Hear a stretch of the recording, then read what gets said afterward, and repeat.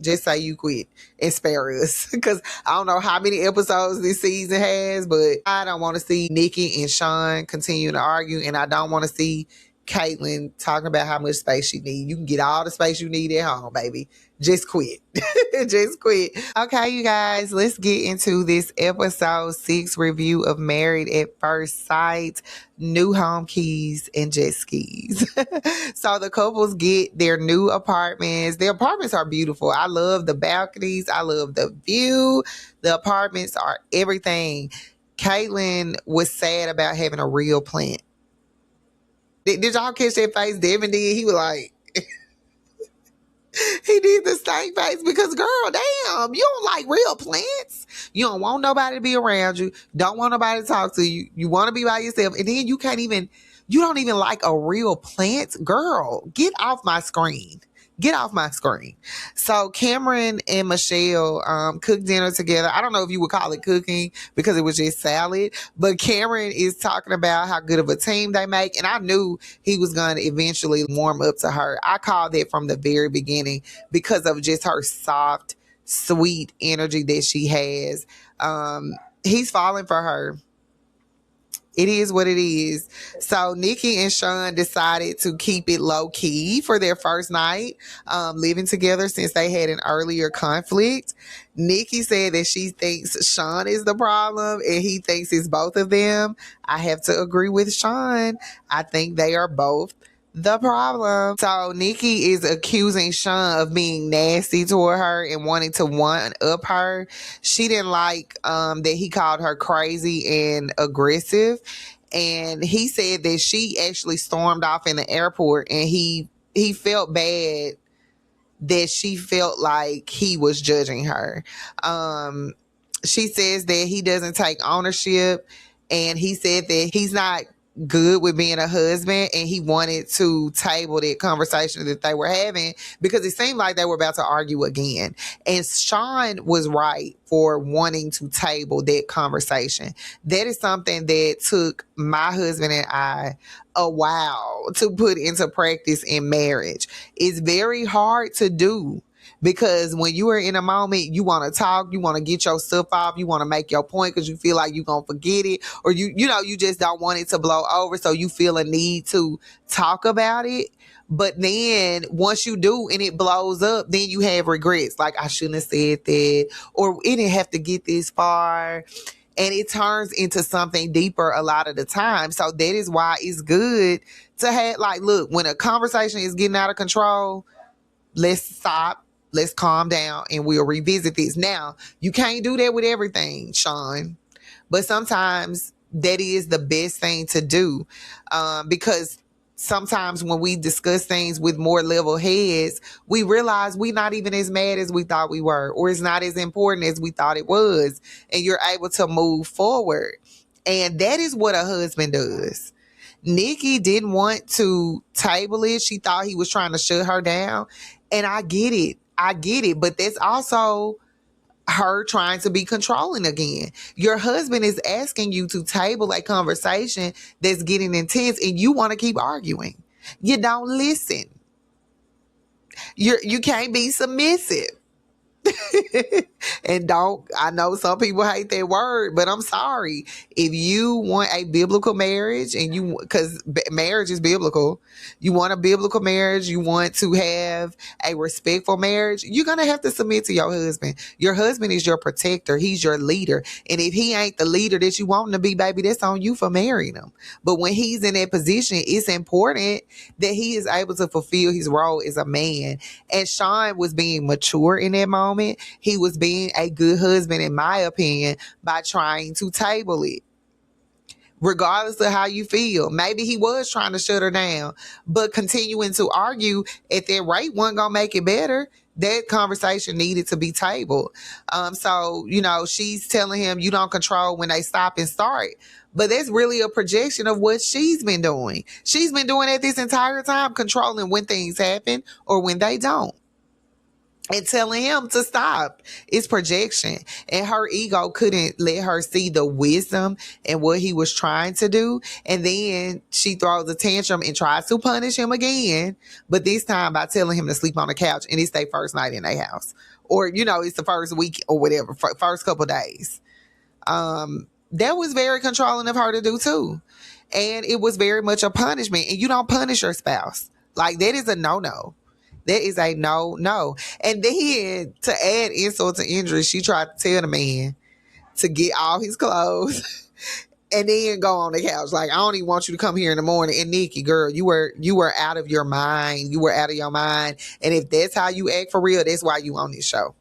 That right there is why you're on this show. How you gonna tell a grown ass man in this apartment that as much his as it is yours, as much of a stranger to him as he is to you, y'all having some difficulties communicating, and then you gonna try to lay the law down and tell him he couldn't sleep in there and needs to get his clothes? Girl, you are out your mind.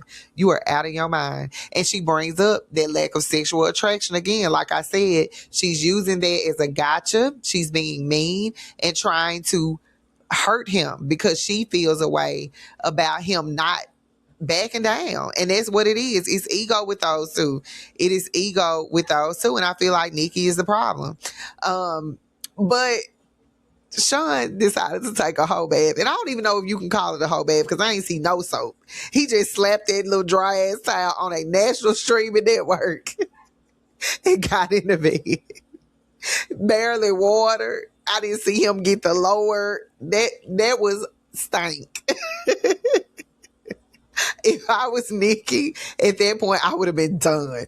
You are not getting in the bed with me and you ain't took no showers. No, absolutely not. Absolutely not. Part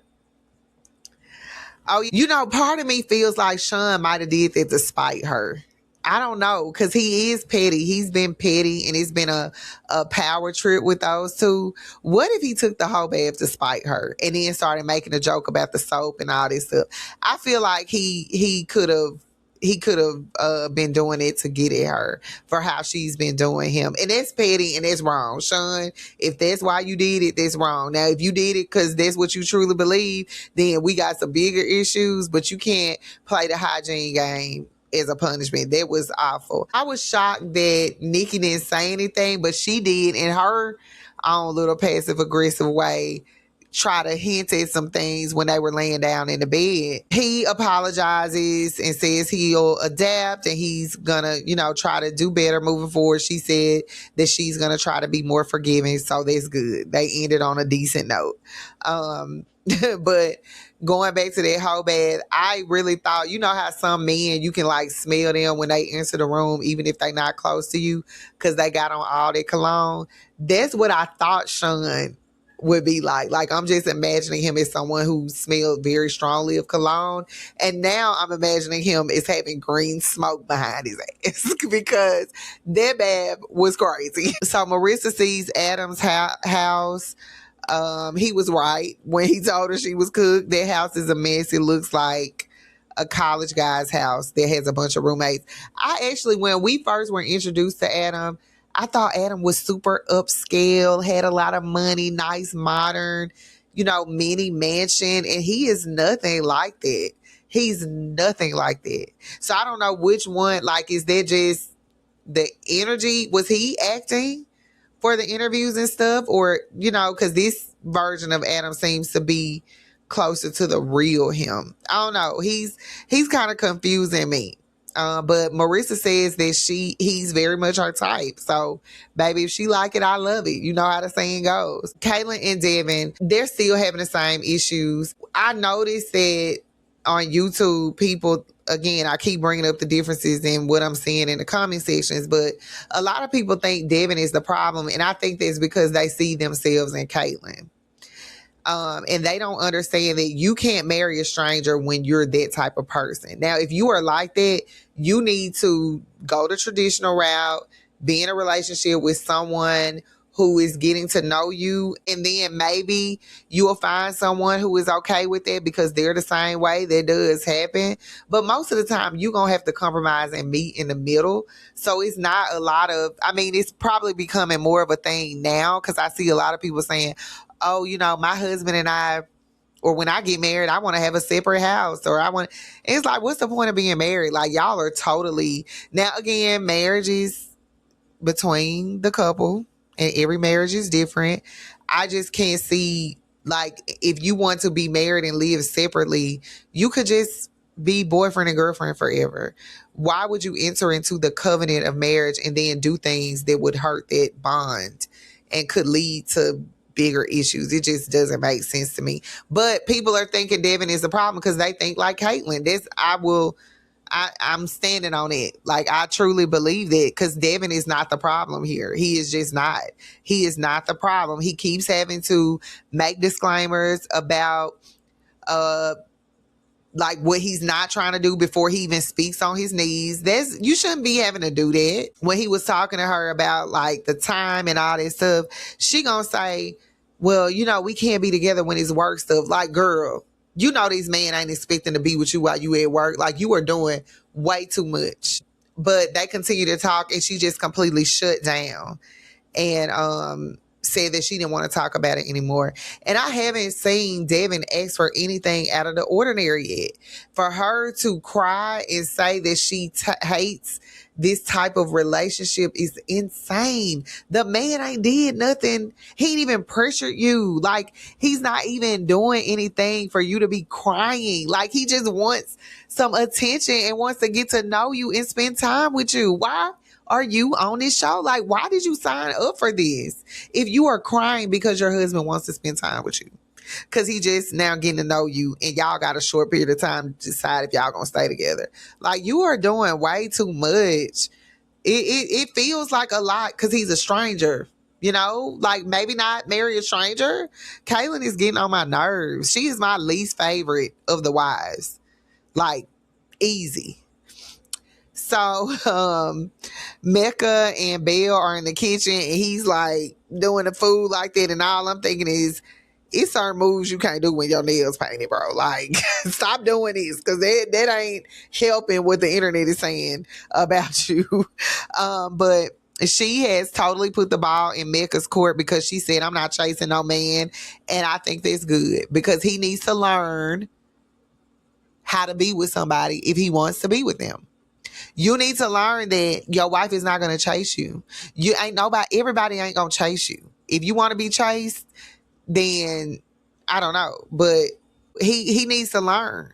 She's totally right to put the ball in his court. Like, if you going to act like this and say you're not attracted to me, then you let me know when you are. Like, I'm not chasing you. As it relates to Mecca, like, everybody has insecurities. If they say that they don't, they are probably lying.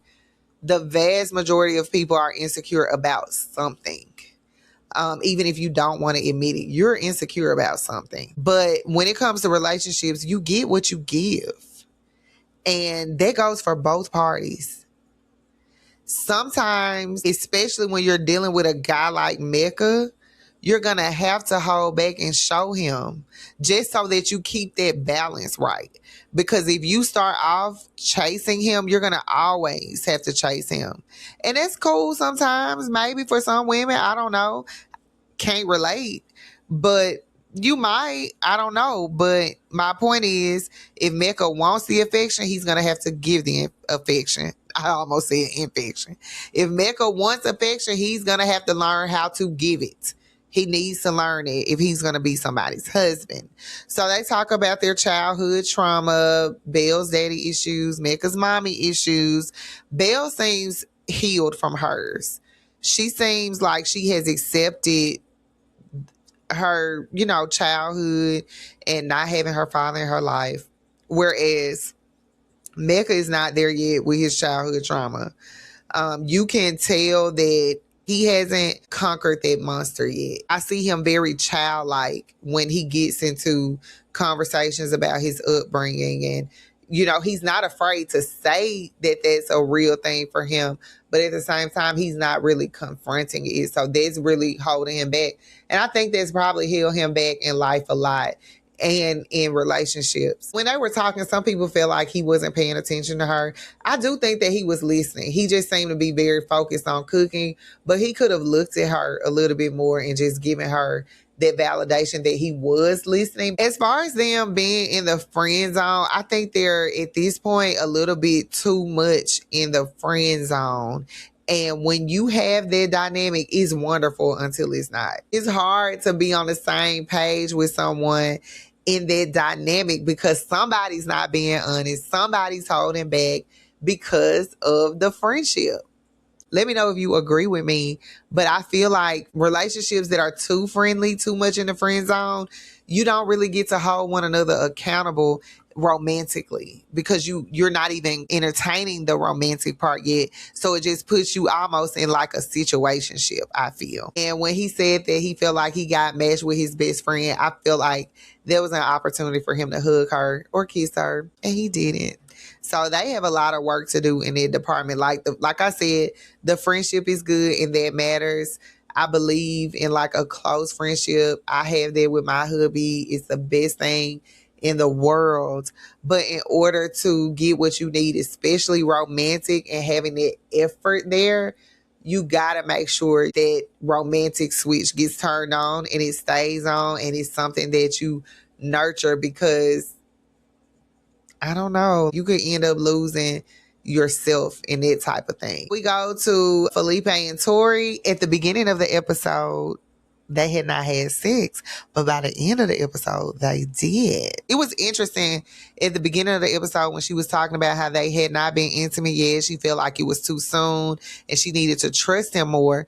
But she ended up sleeping with him by the time the episode was over. And I don't think that she was ready for real because she said she wasn't ready. So I don't know if she got caught up in the moment. Again, Felipe seems very much caught up in the moment of this process.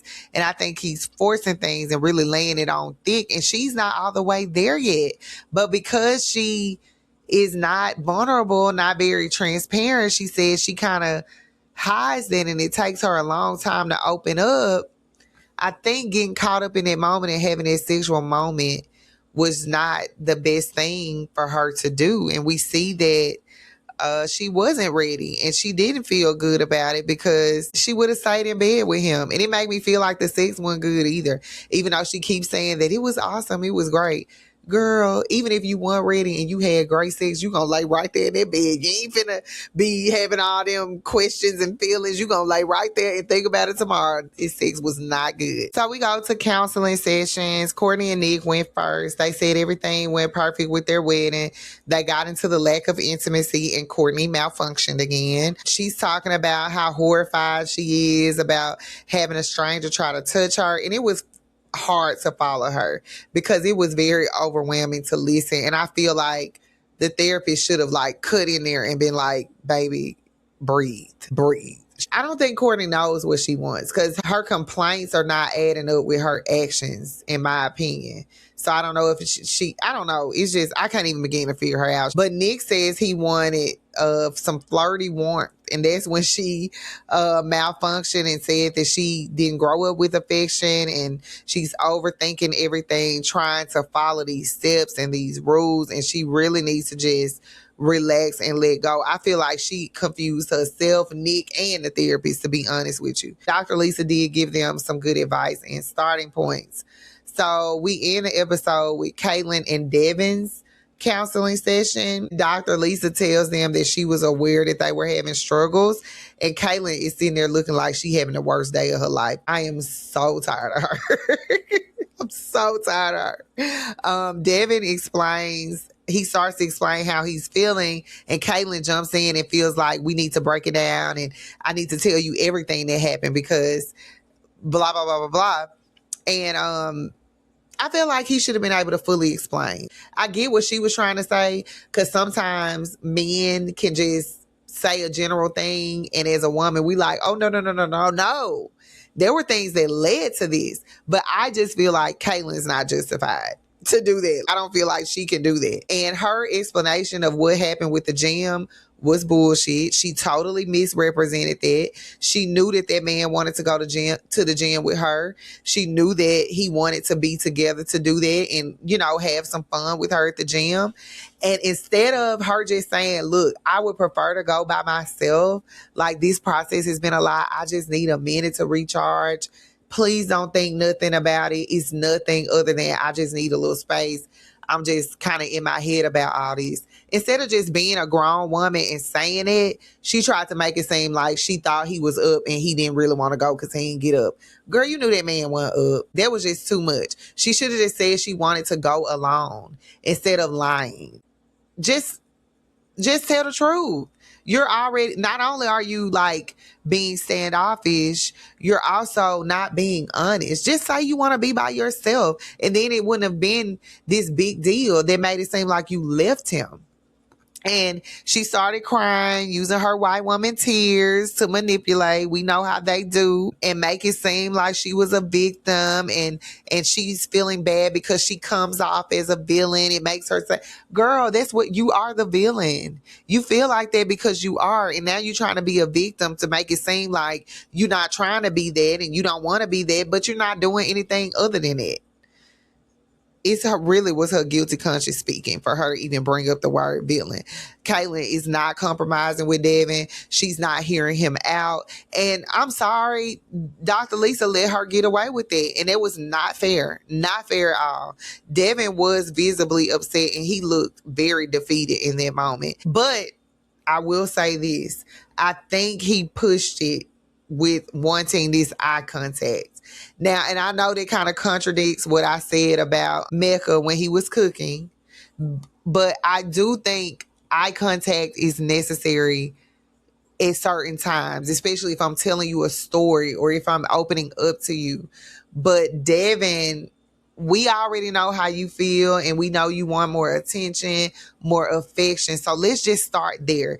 Let's not tell her exactly what. Because when you say I want eye contact, that's when it gets to be a little bit much because y'all are already struggling. So let's dial that part back, telling her specifics and just kind of, explaining it in another way, because he just wants some attention at the end of the day.